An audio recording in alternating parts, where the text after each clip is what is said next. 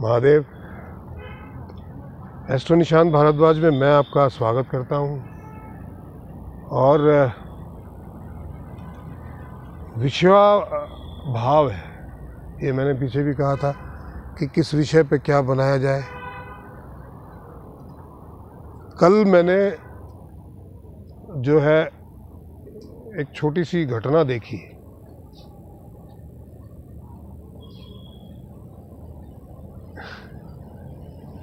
घटना ये थी कि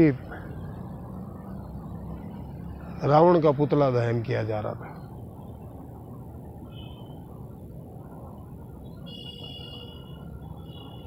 तो क्या पुतला दहन करने से रावण का अंत हो जाता है? सिंबॉलिक तौर पे हम जो हैं अच्छाई की बुराई पे जीत बताते हैं, तो क्या सिर्फ रावण को जलाने मात्र से बुराई जल जाती है?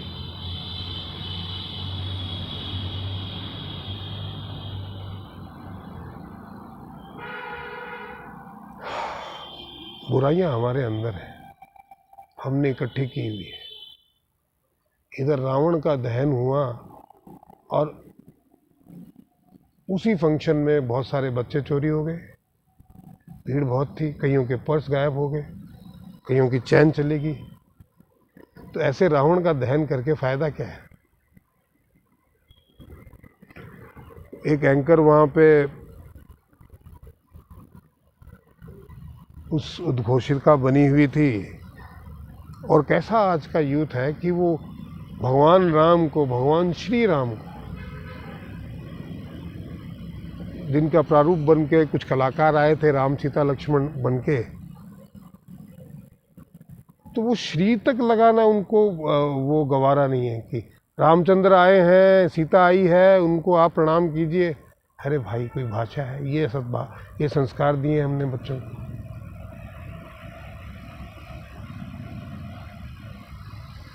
बड़ा दुख हुआ।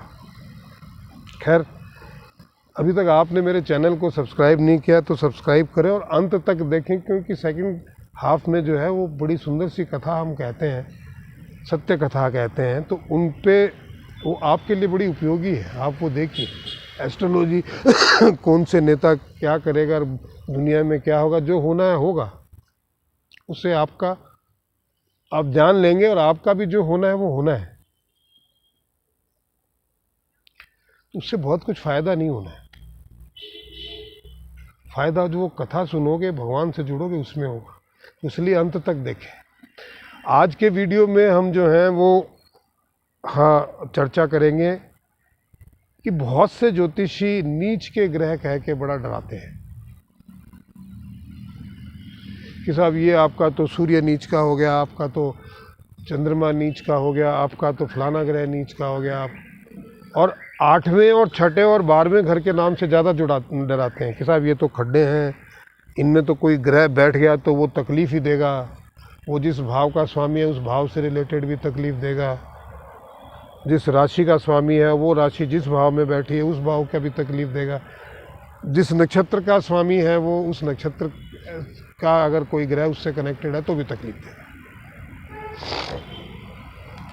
इसकी शांति के लिए ये करिए, वो उपाय करिए। डराने के लिए आपको तरह तरह के चीज़ें बताई जाती हैं। आज स्पेशली हम बात करेंगे 6ठे, 8वें, 12वें भाव की। कुंडली में 6ठा भाव होता है रोग, ऋण, रिपु। 8वां भाव होता है आय और मृत्यु और रहस्यमयी चीज़ों का, रहस्य का। और 12वां भाव होता है खर्चे का, जेल का, मोक्ष का, विदेश का। यदि इन तीनों भाव में,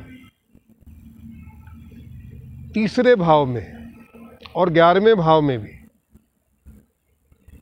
नीच का ग्रह बैठता है तो वो बहुत अच्छे फल देता है।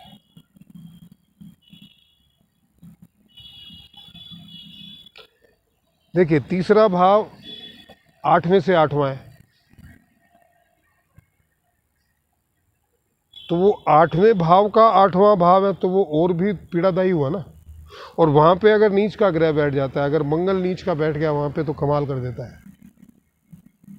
राहु नेगेटिव प्लानेट है वहाँ बैठ के बहुत अच्छा फल देता है। केतु नेगेटिव प्लानेट है, वहाँ पे बैठ के बहुत अच्छा फल देता है, नीच का हुआ तो और अच्छे फल देता है।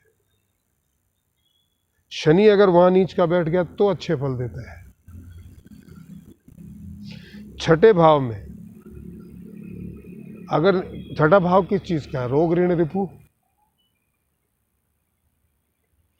अगर वहाँ पे प्लानेट नीच का बैठ गया तो वो पूरे रोग ऋण रिपु को खत्म कर देता है आपके। रिपु मतलब दुश्मन, ऋण मतलब कर्जे, और रोग मतलब, रोग तो आपको पता ही है, बीमारियां, उनको वो जड़ से ही खत्म कर देता है, आपको कभी होने नहीं देता। आठवां भाव मृत्यु और पीड़ा का भाव कह लीजिए, बेसिकली आठवां भाव। अगर वहां पे नीच का प्लानेट बैठा है तो आपकी पीड़ा ही खत्म कर दी उसने।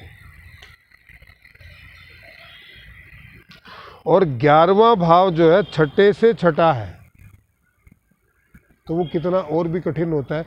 तो वहां पे बैठ के उस भाव की सारी नेगेटिविटी को खत्म कर देता है नीच का प्लानेट। और क्रूर ग्रह हो तो और अच्छा है। 12वां भाव आपके मोक्ष का भाव है। वहाँ अगर नीच का प्लानेट बैठ जाता है तो आपके अस्पताल, जेल, व्यय, इन सब सारी चीज़ों की टेंशन ही खत्म कर देता है। विदेश में आपके साथ कुछ दुर्घटना घटने वाली, उसको खत्म कर देता है।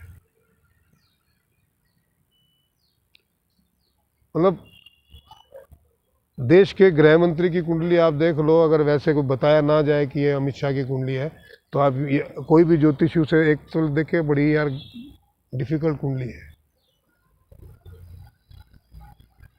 3 ग्रह नीच के हैं, ऐसे ही भावों में बैठे हुए। क्या है? राहु 10th हाउस में, कहाँ है? देश का गृह मंत्री है। मोदी जी के लग्न में नीच का चंद्रमा है, कहाँ है? लग्न में नीच का चंद्रमा नीच भंग राजयोग बना के बैठा हुआ है।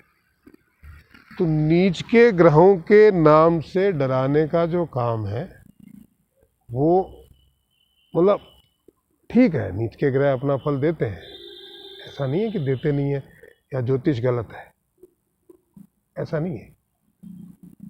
मैं ज्योतिष को गलत नहीं बोल रहा, बट वो किस भाव में बैठे हैं, किन चीज़ों से रिलेटेड फल दे रहे हैं, ये देखना बहुत ज़रूरी है। कि देखा हो ये तो नीच का है जी साहब, ये तो खराब ही करेगा ना।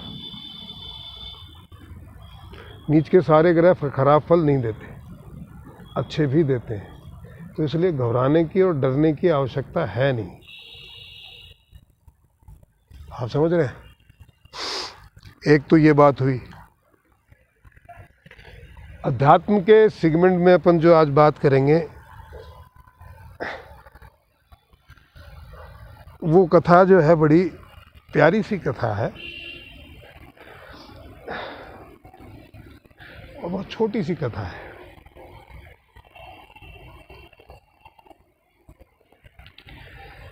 एक सज्जन के घर हम मेहमान थे।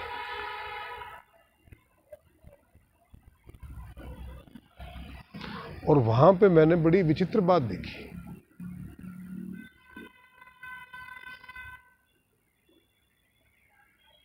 दो लोग आपस में, वेले गांव के, बोले वो हम हमारे पास भी आ गए।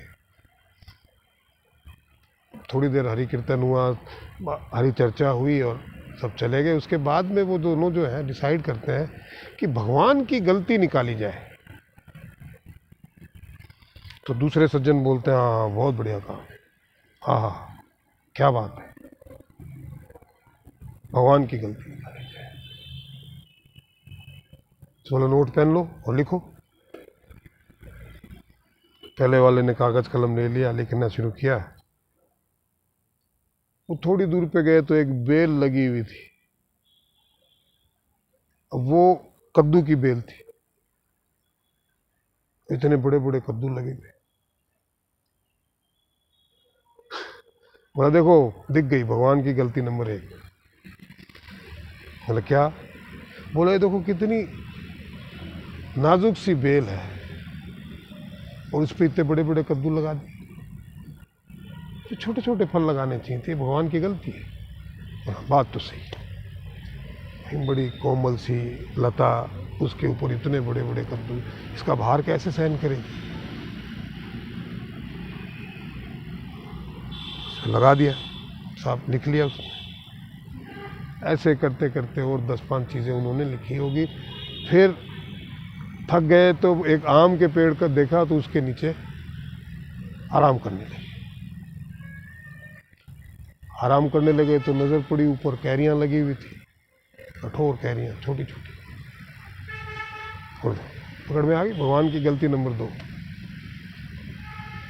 बोले क्या, इतना विशाल वृक्ष, इतना मजबूत तना, इसकी शाखें, तो छोटे छोटे फल लगाए।